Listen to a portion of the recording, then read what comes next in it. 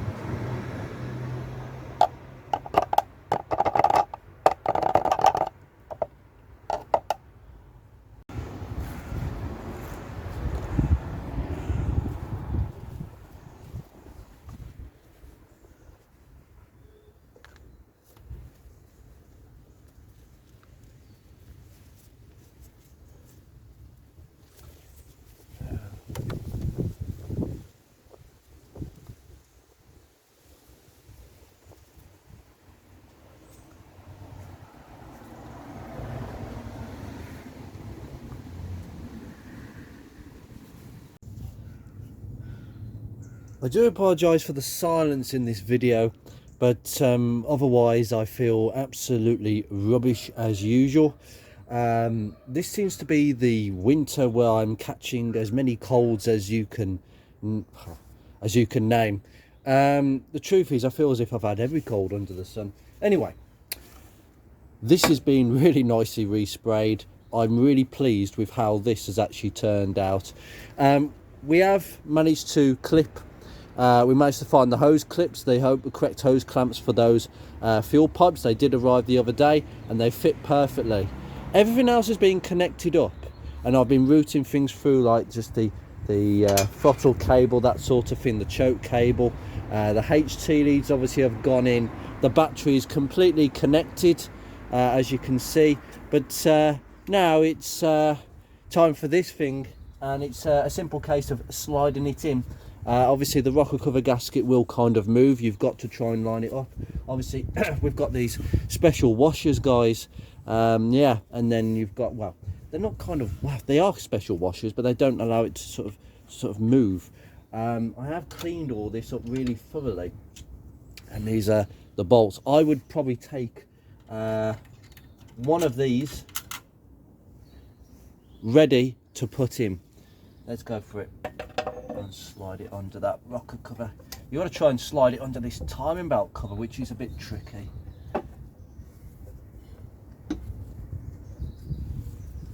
That is quite tight actually. What I'm going to do is I'm going to slacken this and take this timing belt cover back off.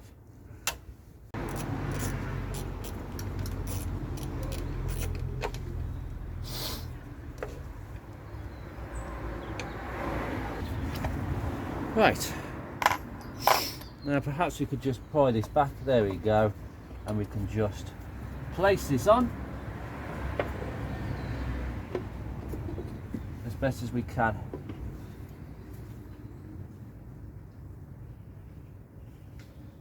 Make sure that the holes are all lined up. If they're not, start again.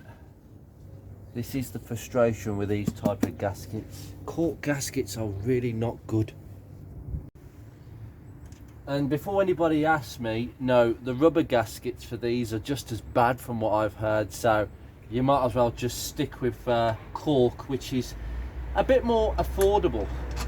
Yeah, definitely so. Anyway, just put all the washers back in. It's quite self-explanatory really.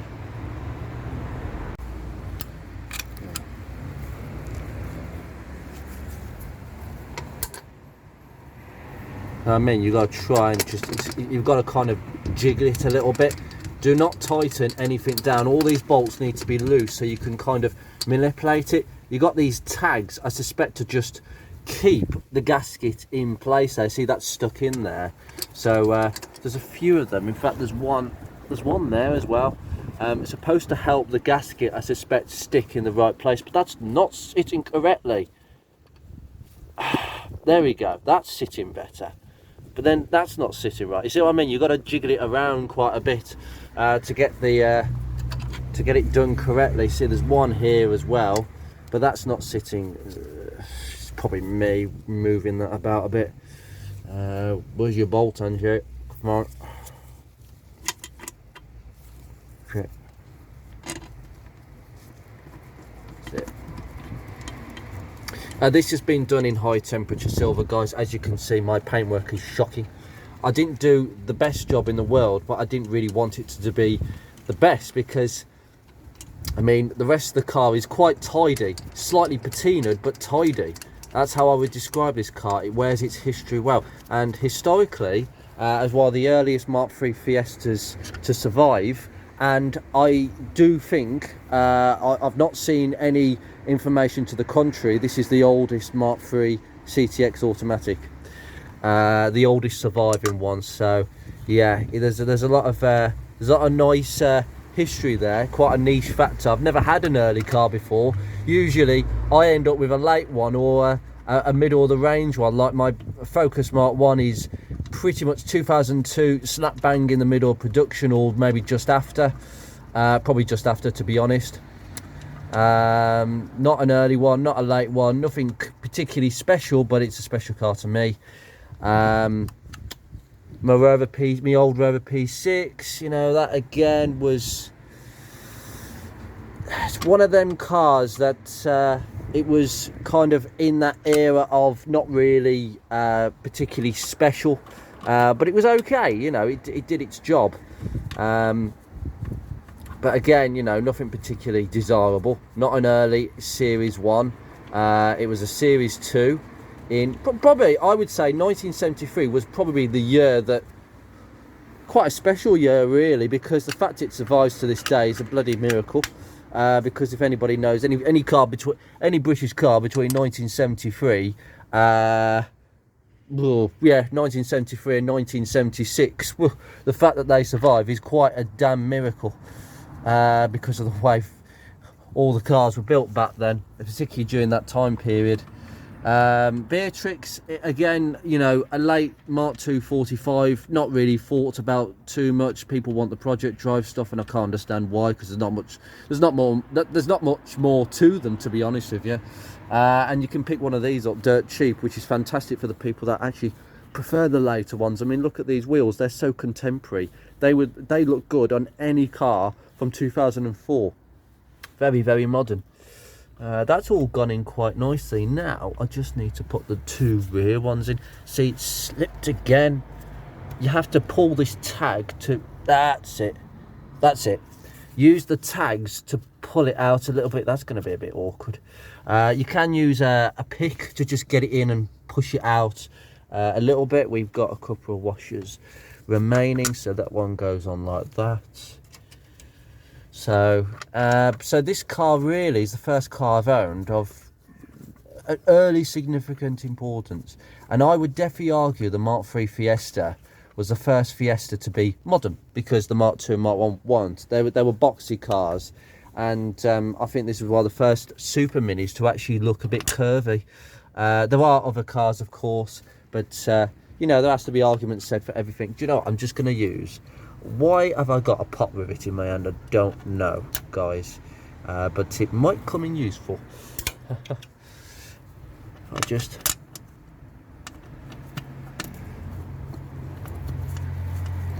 there we go, that's gone in. That's gone in really nicely. Good. Before I finish tightening this up, there's something I want to show you that I've been doing off camera. I have given up with the polish, and I started doing wet sanding, because there's only one way of getting rid of that horrible paint. Remember the overspray paint that came to about here? Oh yeah. Well, I'm going to show you what I revealed, and I think it explains why it was painted.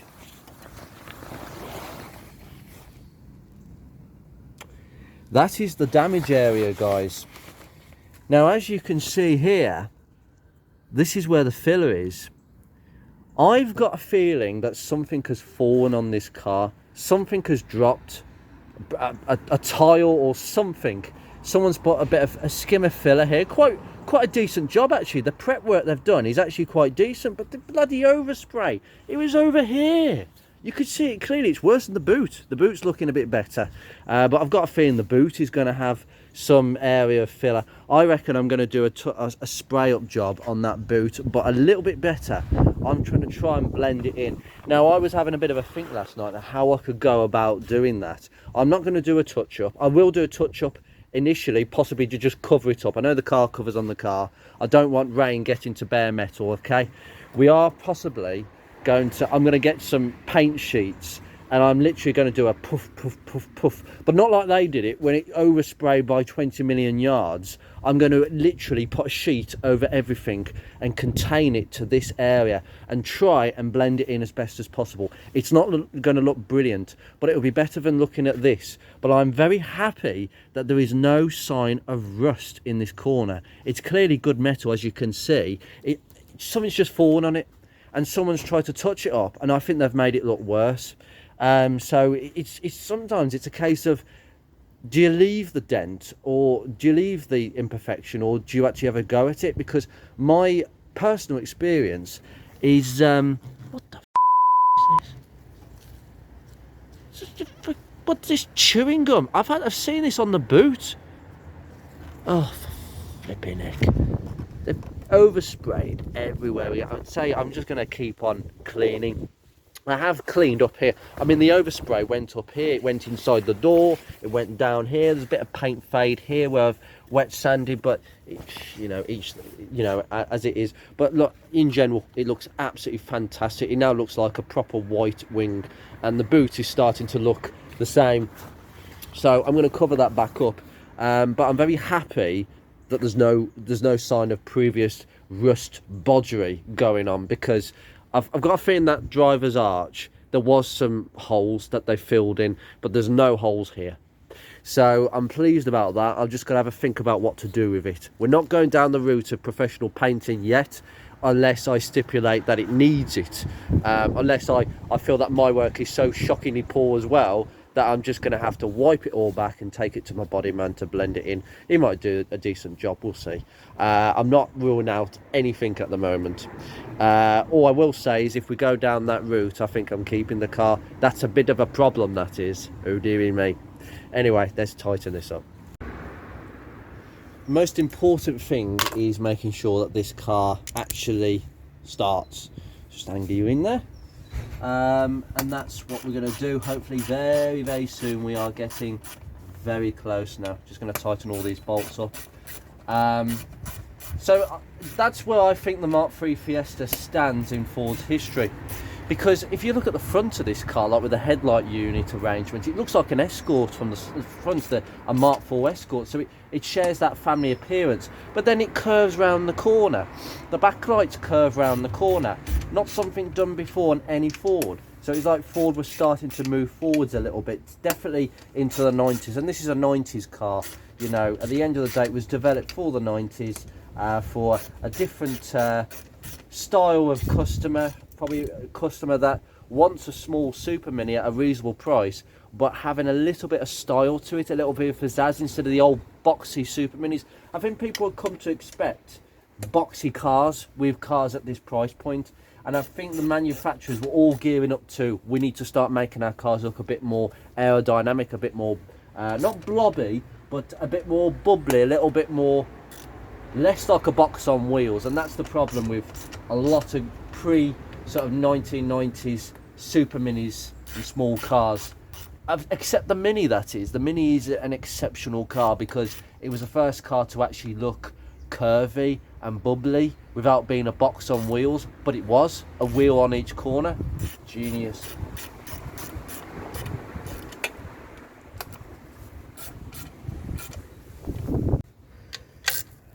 Once again, my advice on rocker covers is bit at a time, because when you tighten one, they always become a little bit more looser because you're tightening one end, and therefore the thread on the next bolt is a little bit more freer, I should say.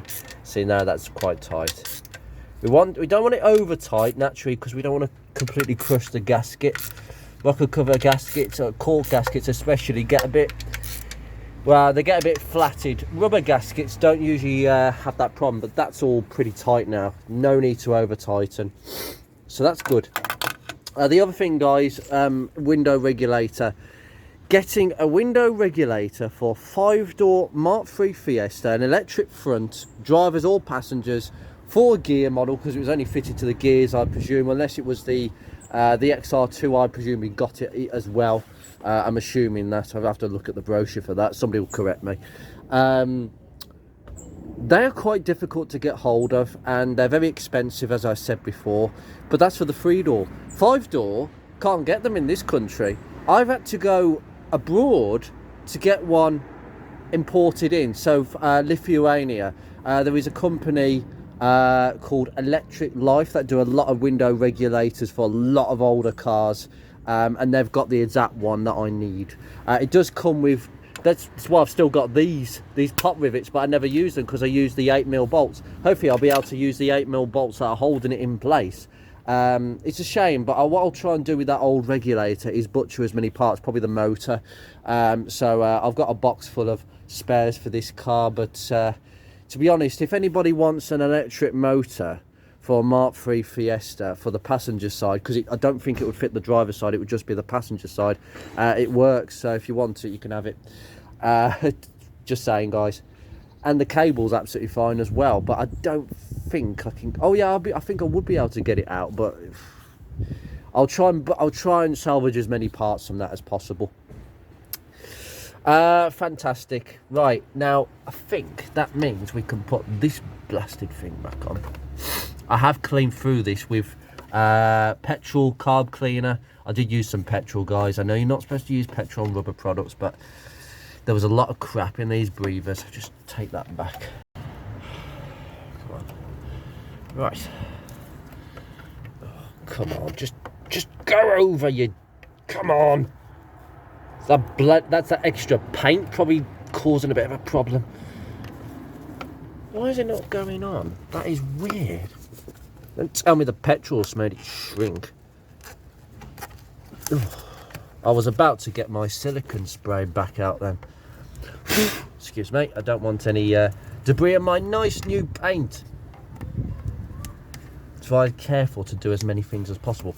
There you go, lovely. Okay, and the other end is connected. That will connect to the bottom of the airbox. It kind of sits like that, I suspect. But it's all been very nicely cleaned. Great. Now I've got this breather to sort out as well. We want to make sure it's on that side of the pipe. Just trying to rearrange everything at the back side, guys, but it's all connected, and I've just managed to connect the vacuum to the diaphragm of the Dizzy. Quite important that, although we are going to have to take, well, my intention was to actually get the stroke gun out. I might do that later on, but the truth is, for a startup, we've got the timing exactly where it needs to be. See what I mean? They're pointing. That'll be enough to start the car. So I'm happy with the timing. But as I said before, that timing is suitable for 95 octane unleaded fuel. But this car's never going to run on that. I'll never put standard fuel in it. I'll always put the good stuff in it, 97, 99 octane. So that means effectively I can advance the ignition timing. So on its current setting, it's probably a bit retarded running it on V-Power, 99 V-Power Tesco Momentum, which is what I tend to use. Tesco Momentum, I think, is the best fuel ever because there's no ethanol in it. There's absolutely no ethanol in it, guys. Just to let you know about that, if you can get it. So it probably is running a little bit underpowered, timing-wise, for what it could do. But what you don't want to do is advance the ignition too much, and then it starts pinking. So I'd rather just play it safe to get it going. We can mess about with it later on. If you do mess with the timing and change the timing a little bit, you may have to change some of the carburetor settings. That's one thing I'm a bit, yeah, because I will adjust the carburetor to suit probably in the next episode. But, oh, come on. I can, like that. I had to do that off camera. It was a bit fiddly, that. Right, now I'll just put this brace down there and just pop these in here. Quite satisfying. This is the part of the job where it gets a little bit more aesthetically satisfying.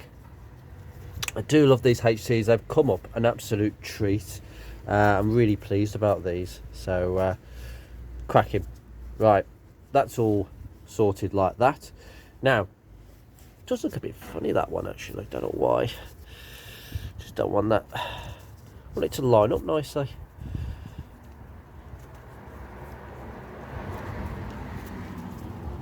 There we go. There we go. Looks a bit more in line now instead of waffly all over the place.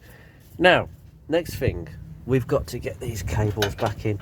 So, throttle. So the throttle cable goes round here. I don't think there's any particular place, but I'm just gonna, what I'm gonna do is put it back in there. So we've got to, well, there's a little slot there. You see that slot there where my finger is? Yeah, it's gonna go back in there. So we're gonna have to sort of piece it through like this. Oh.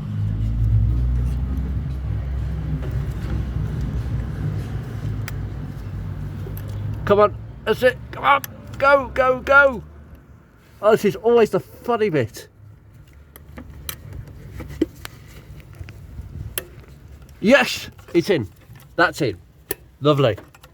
Pop that in. Come on, there we go, lovely. There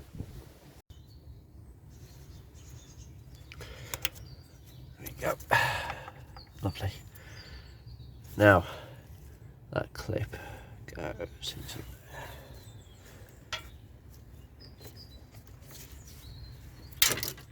Don't know why that's it's still hooked up to that. Okay. So what we got to do is we got to pop this clip out very carefully. Don't want to lose it. This is where it gets a bit funny.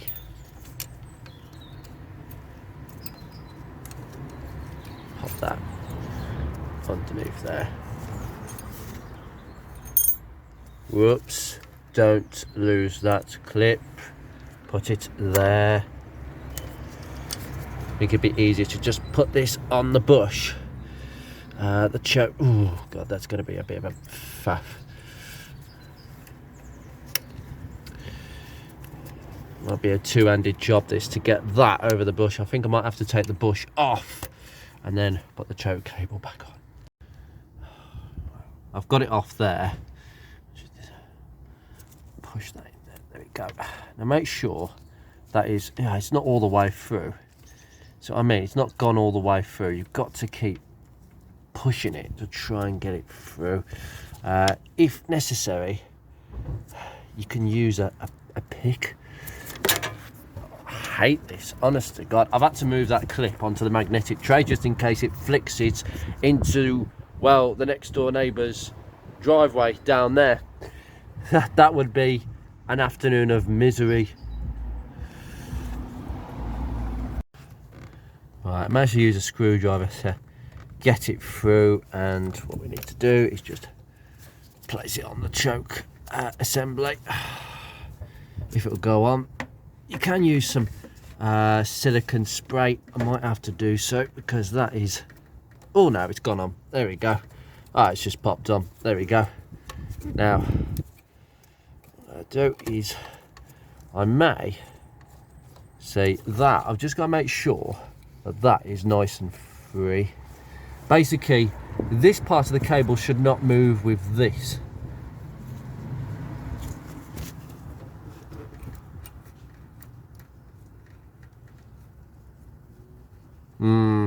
I don't like that because what's happening is the whole thing's moving. It shouldn't be moving, so might have to put some silicone spray down that.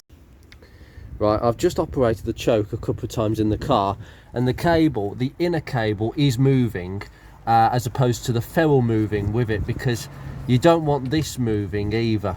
I think that was the problem beforehand, but I'll see how it's all going to route itself. So just place the clip in there, and we've got to just place the whole thing through.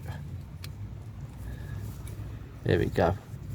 Now the problem was before is that that clip, well, it shouldn't be doing that. See what I mean? Not quite certain if that goes like that, it might get caught on there. The good thing is that the choke is releasing completely. Right, let me just have a feel again. So I'm going to put the choke fully on. Okay, that felt quite free, that did. That was definitely not as, it wasn't as stiff as I say, that was quite free. Yes, so the choke is, yeah, shut.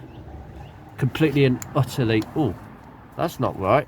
That didn't completely close it then. Not particularly happy about that free play there, but I think there was free play there before. There's always a little bit of inefficiency in this sort of a system. And then we're going to release the choke. You've got to do this a few times, guys, because with cables, you know, you just want to make sure it's doing what it's doing at this end, at that end. Okay, that felt okay. Now let's see what it's done on this side. Yeah, absolutely fine, but that could get kind of strained, but it has hold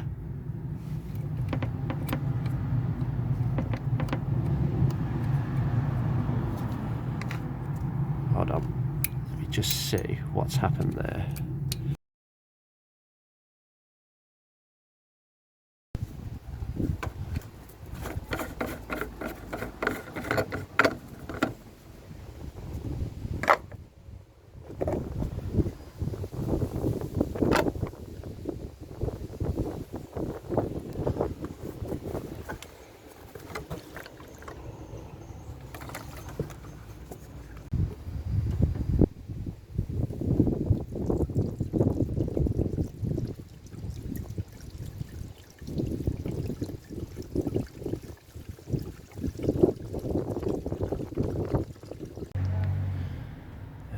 topping up the coolant. I have stopped messing with the choke cable, guys. Basically, we have a slight issue. The reason there was tape on this choke cable is because there should be another one of these over here which goes through that clip. Yes, the Haynes manual pointing me in the right direction, so at some point it's fallen off, as you can probably see. This is very weird. I'm hoping if I can actually get something stuck in here and release this, I can slide this piece over here, and then that would be better. The other issue is the choke doesn't seem to want to. It is closing now. That's really good. I was just a bit worried there because sometimes it gets a bit stuck. I have disturbed all of this, so naturally we are going to have some teething problems with that. But look at that, the coolant is still going down. I've almost put a whole bottle in. In fact, I'm going to continue putting this in. It is a 7.5 litre capacity, and I expect to use this whole bottle and another half of the other bottle. There we go. Blue coolant, please, not OAT. We do not use OAT. It is IAT, Inorganic Active Technology. And that will slowly go down. It would help if we just purge some of this.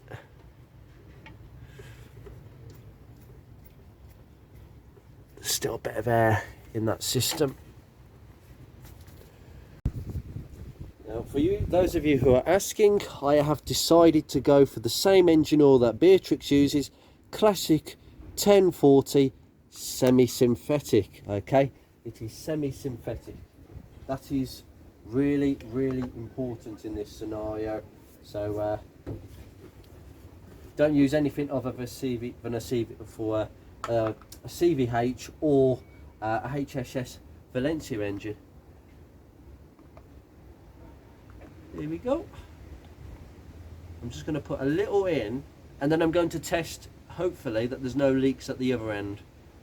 Always keep an eye at the bottom end of the engine, just to make sure. Well, the drain plug is on, but you never know. Oh dear. Right, well, as we're filling up the engine oil, the coolant levels continue to drop. You think it's air? No. We've got a leak. Oh, for God's sake. It's the bottom of this thermostat housing.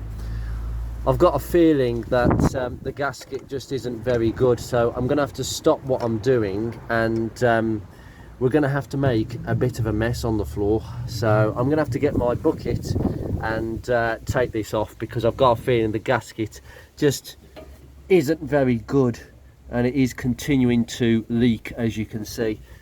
I've always had problems with thermostat housing. I might need to order a new gasket. Oh dear. I've literally just come in for a split second, because this is a video I should not be doing. I feel like a bag of spanners again. I don't know what is going around at the moment, but I have never had multiple colds in any winter. I have one cold every winter. I get over it and I'm fine for the rest of the winter. I do not usually get this ill, so I am going to stop what I'm doing. That leak, it wasn't the flange, it wasn't the gasket, it was the hose. The bottom hose going into that thermostat housing was not done up just tightly enough. It was just enough so it could get through and water could get past. But now I've filled that cooling system and I'm just letting it go down, because obviously air's in the system, but there's no other leaks that I can see, which is fantastic.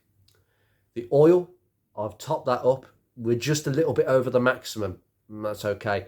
I may add some Lucas oil additive, the oil stabilizer, to seal around the areas, just to make sure that maybe we don't get any guarantees of blue smoke.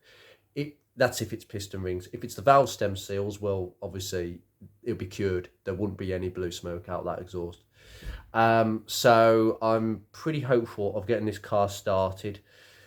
What I'm going to do off camera is I'm going to fill the gearbox. It's the automatic transmission fluid.